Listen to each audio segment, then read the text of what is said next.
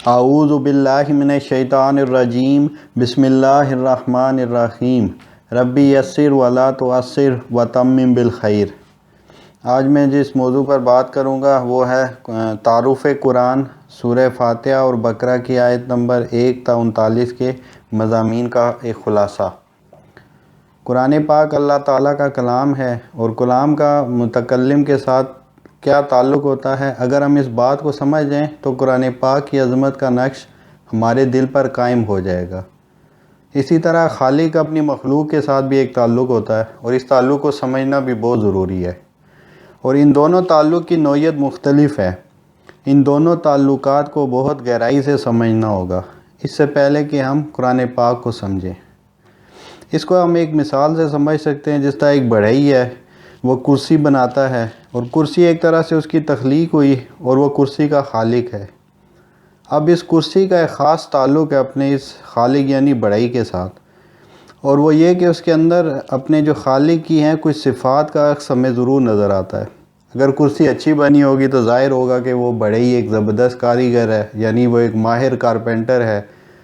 اس میں ایک دوسرا اسپیکٹ بھی ہے کہ جب وہ کرسی اب بن گئی تو وہ اپنے خالق کی ذات سے جدا ہو گئی، اب اس کی اپنی ایک جداگانہ حیثیت ہے۔ اب ہم یہ سمجھنے کے بعد یہ جان سکتے ہیں کہ جو مقام و مرتبہ بڑھئی کا ہے وہ مقام و مرتبہ کرسی کا نہیں ہو سکتا۔ اسی طرح کلام کا معاملہ ہے کہ کلام بھی کسی بھی متکلم یعنی موصوف جو ہے اس کی صفت ہوتی ہے۔ اگر اس کی کوئی کتاب ہے یا کوئی تقریر ہے تو وہ بھی اس کی صفت کلام کا یہ ایک پارٹ ہوتا ہے، اس کی ذات سے جدا نہیں ہوتا۔ لیکن اگر اس کو ہم ایک دوسرے زاویے سے دیکھیں اور قرآن پاک کا ہم اللہ تعالیٰ سے اگر تعلق جوڑیں تو پھر ہمیں پتہ چلے گا کہ قرآن پاک اللہ تعالیٰ کا کلام ہے، اور اس حیثیت سے اگر ہم دیکھیں تو یہ اللہ تعالیٰ کی صفت کلام سے جدا نہیں ہے، یہ اللہ تعالیٰ کی صفت کلام کا ایک پارٹ ہے۔ اس حیثیت سے اس کا وہی مقام و مرتبہ ہے جو اللہ تعالیٰ کا ہے، اور یہ ایک ایسی ہلا دینے والی ریویلیشن ہے، ایک انکشاف ہے کہ اگر ہم پر یہ واضح ہو جائے تو قرآن کی عظمت کا نقش ہمارے قلوب پہ اچھی طرح سے بیٹھ جائے۔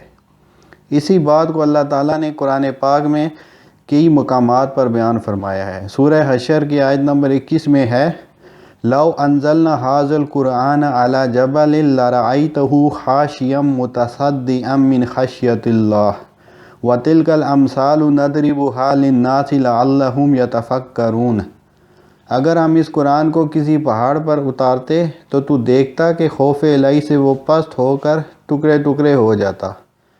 ہم ان مثالوں کو لوگوں کے سامنے بیان کرتے ہیں تاکہ وہ غور و فکر کریں۔ اس آیت میں اللہ سے ڈرنے اور غور و فکر کی دعوت دی گئی ہے۔ اب قرآن کا جو اسلوب بیان ہے وہ کیا ہے؟ قرآن میں نہ ہیڈنگز ہیں نہ سب ہیڈنگز ہیں، مطلب ہمیں جب تلاوت کرتے ہیں تو ہمیں یہ چیزیں نظر نہیں آتی، اور مضامین میں بظاہر ربط نظر نہیں آتا، حالانکہ ربط موجود ہے ان میں۔ نزول قرآن کے وقت عربوں کے اندر بیان کے حوالے سے دو اسلوب جو تھے راجے تھے، ایک جو تھا شاعری تھی اور دوسری خطابت۔ شاعری کو تو اللہ تعالیٰ نے کیٹیگوریکلی ڈینائی کر دیا کہ یہ قرآن شاعری تو نہیں ہے۔ سورہ یاسین کی آیت نمبر 69 میں ہے، وَمَا عَلَّمْنَاهُ الشِّعْرَ وَمَا يَنبَغِي لَهُ إِنْ هُوَ إِلَّا ذِكْرٌ وَقُرْآنٌ مُبِينٌ۔ نہ تو ہم نے اس پیغمبر کو شعر سکھائے اور نہ یہ اس کے لائق ہے، وہ تو صرف نصیحت اور واضح قرآن ہے۔ لیکن اس کا جو دوسرا اسپیکٹ ہے اس کو ڈینائی نہیں کیا گیا۔ خطبے کے انداز کو دیکھیں تو بات سمجھ میں آتی ہے۔ جیسے خطیب خطبے کا آغاز کرتا ہے تو وہ کوئی موضوع یا ٹاپک نہیں بتاتا کہ میں اس موضوع پر بات کروں گا، بلکہ جب وہ خطبے کا آغاز کر دیتا ہے تو سامعین کو خود ہی پتہ چل جاتا ہے کہ یہ جو خطبہ ہے اس کا موضوع کیا ہے۔ اسی طرح ہم قرآن پاک میں دیکھتے ہیں کہ سورتوں کے جو نام ہیں وہ ٹاپک وائز نہیں ہیں بلکہ وہ علامتی نام ہیں۔ جیسے سورہ بقرہ ہے، کیونکہ اس میں بقرہ کا ایک واقعہ ہے اس وجہ سے اس کا نام سورہ بقرہ ہے، اور اسی طرح سورۃ نساء ہے، اس میں عورتوں کا ذکر ہے وغیرہ وغیرہ۔ اسی لیے اگر ہم اسے اللہ تعالیٰ کے خطبات کہیں تو بات سمجھ میں آنے والی ہے، کیونکہ خطبات میں صرف عقل سے بات نہیں ہوتی، صرف دلائل نہیں دیے جاتے، عقل سے اپیل نہیں کی جاتی بلکہ جذبات سے اپیل کی جاتی ہے۔ ہمیں نظر آتا ہے کہ قرآن پاک میں کہیں جوش کی کیفیت ہے، کسی جگہ نظر آتا ہے کہ اللہ تعالیٰ جلال میں ہیں، کہیں اللہ تعالیٰ شفقت سے بات کر رہے ہیں۔ سورہ فاتحہ یہ اللہ سے ہدایت مانگنے کی بہترین دعا ہے اور اس کی ایک جداگانہ حیثیت ہے۔ سورہ حجر آیت نمبر 87 میں اللہ تعالیٰ ارشاد فرماتا ہے وَلَقَدْ آتَيْنَاكَ سَبْعًا مِنَ الْمَثَانِِ وَالْقُرْآنِ الْعَظِيمِ، یقیناً ہم نے آپ کو 7 آیتیں دے رکھی ہیں کہ دہرائی جاتی ہیں، اور عظیم قرآن بھی دے رکھا ہے۔ اور سب مفسرین کا تقریباً اتفاق ہے کہ یہ 7 دہرائی جانے والی آیات سے سورہ فاتحہ مراد ہے۔ اب ایک حدیث قدسی ہے، مسلم شریف میں روایت ہے کہ حضرت ابو ہریرہ رضی اللہ عنہ بیان فرماتے ہیں کہ نبی پاک صلی اللہ علیہ وسلم نے ارشاد فرمایا کہ اللہ تعالیٰ فرماتا ہے کہ میں نے نماز کو اپنے اور اپنے بندے کے درمیان 2 برابر حصوں میں تقسیم کر دیا ہے، اس کا نصف حصہ میرے لیے ہے اور نصف حصہ میرے بندے کے لیے ہے، اور میرے بندے کو وہ عطا کیا گیا جو اس نے طلب کیا۔ جب بندہ کہتا ہے الحمدللہ رب العالمین تو اللہ تعالیٰ فرماتا ہے کہ میرے بندے نے میری حمد کی، میرا شکر ادا کیا۔ اور جب بندہ کہتا ہے الرحمن الرحیم تو اللہ تعالیٰ فرماتا ہے کہ میرے بندے نے میری ثنا کی۔ جب بندہ کہتا ہے مالک یوم الدین تو اللہ فرماتا ہے کہ میرے بندے نے میری بزرگی اور بڑائی بیان کی۔ پھر جب بندہ کہتا ہے ایاک نعبد و ایاک نستعین تو اللہ تعالیٰ فرماتا ہے کہ یہ حصہ میرے اور میرے بندے کے مابین مشترک ہے، اور میں نے اپنے بندے کو بخشا جو اس نے مانگا۔ گویا یہ حصہ ایک قول و قرار اور عہد و میثاق ہے۔ پھر جب بندہ کہتا ہے اہدنا الصراط المستقیم صراط الذین انعمت علیہم غیر المغضوب علیہم ولا الضالین تو اللہ تعالیٰ فرماتا ہے کہ یہ حصہ کل کا کل میرے بندے کے لیے ہے، اور میرے بندے نے جو کچھ مجھ سے طلب کیا وہ میں نے اسے بخشا۔ اس حدیث کی روح سے سورہ فاتحہ کے 3 حصے بن جائیں گے۔ پہلا حصہ جو ہے کلیتاً اللہ کے لیے ہے، اور آخری حصہ کلیتاً بندے کے لیے، جبکہ درمیانی وہ مرکزی آیت ایاک نعبد و ایاک نستعین بندے اور اللہ کے مابین قول و قرار ہے۔ گویا اس کا بھی نصف اللہ کے لیے اور نصف بندے ثانی جو ہے بندے کے لیے ہے۔ اس طرح نصف نصف کی تقسیم با تمام و کمال پوری ہو گئی۔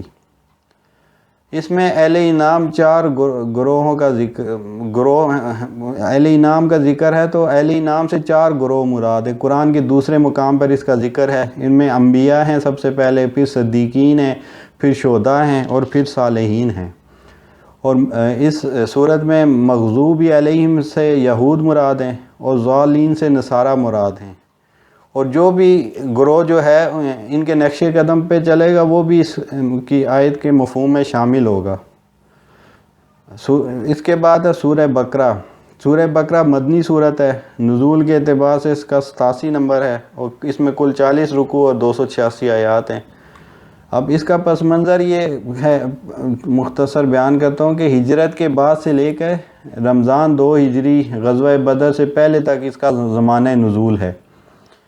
اس کے جو 2 حصے ہیں اس کی آیات جو سورت کے، پہلا حصہ پہلی آیت سے لے کے 142 آیت تک یہود سے خطاب ہے، اور دوسرا جو حصہ ہے آیت نمبر 143 سے آخر 286 تک، اس میں اہل ایمان سے خطاب ہے۔ اور ہجرت مدینہ کے بعد یہود سے پہلی دفعہ واسطہ پڑا تھا، اس لیے ان سے مفصل خطاب ہوا اس آیت سورت مبارکہ میں۔ اور مسلمانوں کو تمکن ملنے کے بعد ایک اسلامی معاشرے کا وجود عمل میں آیا، اس لیے تفصیلی احکامات شریعت کی ضرورت کو اس صورت میں بیان کیا گیا ہے۔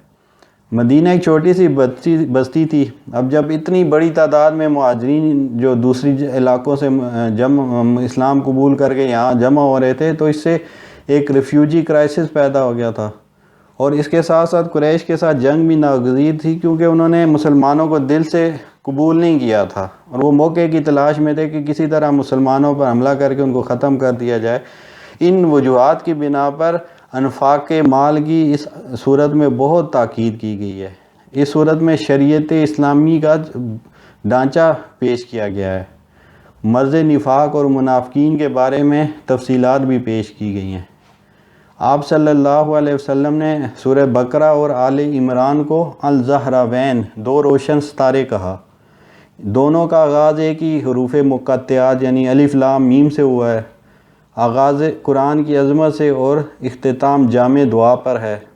سورہ بقرہ میں یہود سے اور آل عمران میں عیسائیوں سے خطاب ہے۔ سورہ بقرہ میں ایمان اور آل عمران میں اسلام پر بات کی گئی ہے، اور سورہ بقرہ میں انفاق فی سبیل اللہ اور آل عمران میں جہاد و قتال کو بیان کیا گیا ہے۔ سورہ بقرہ کی اہمیت و فضیلت کا اندازہ اس سے بھی ہوتا ہے کہ اسے حضور صلی اللہ علیہ وسلم نے قرآن مجید کا کلائمیکس قرار دیا ہے۔ حدیث کے الفاظ ہیں البقرۃ سنام القرآن وذروۃ۔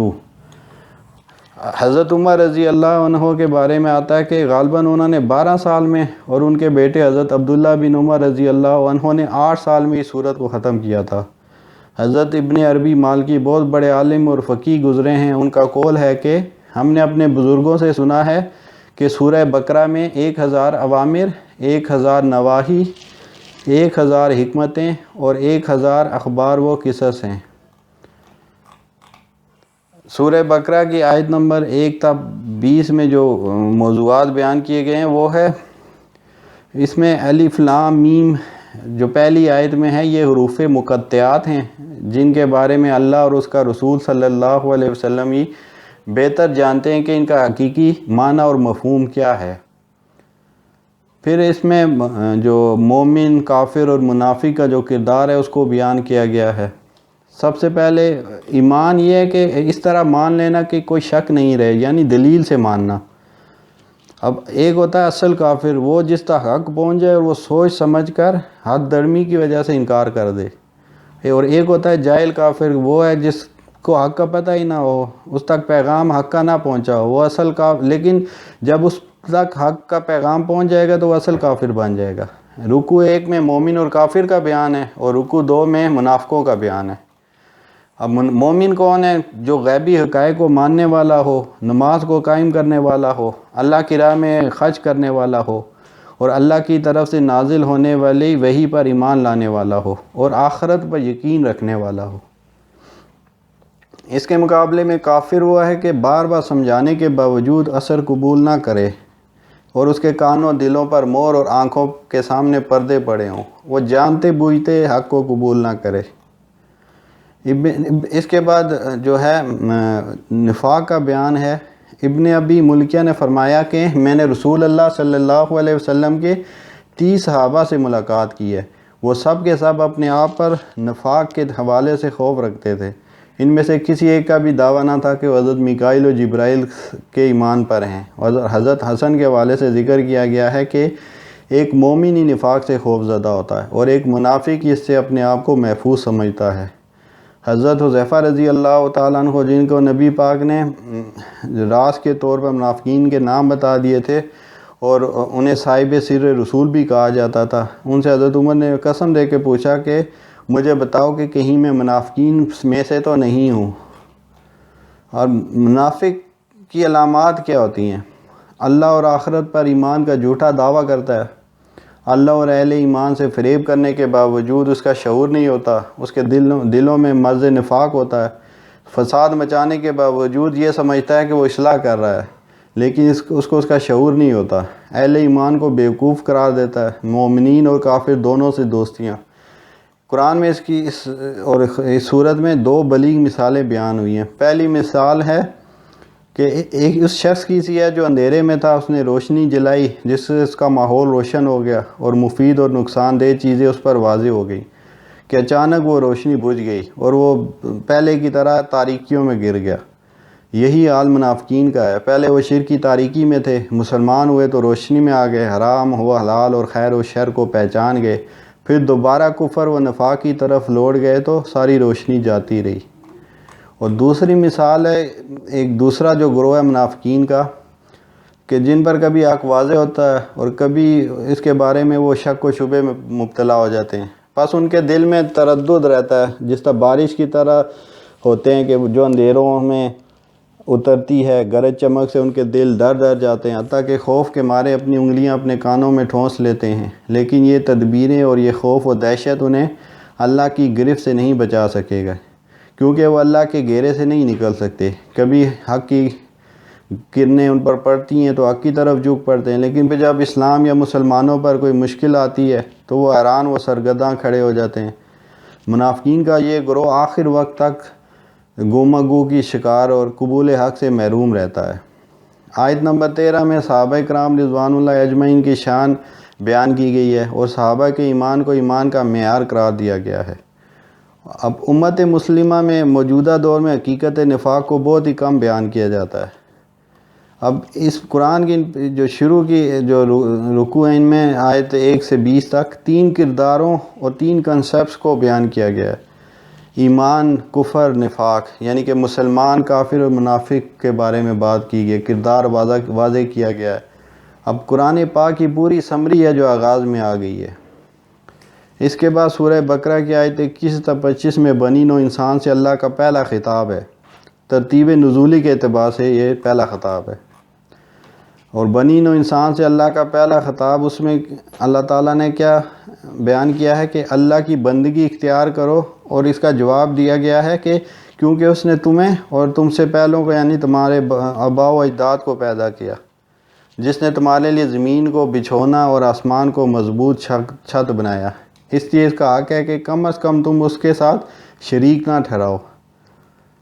اور یہ نہایت جامع خطاب ہے اور اسلام کا پورا پیغام بیان کر دیا گیا ہے۔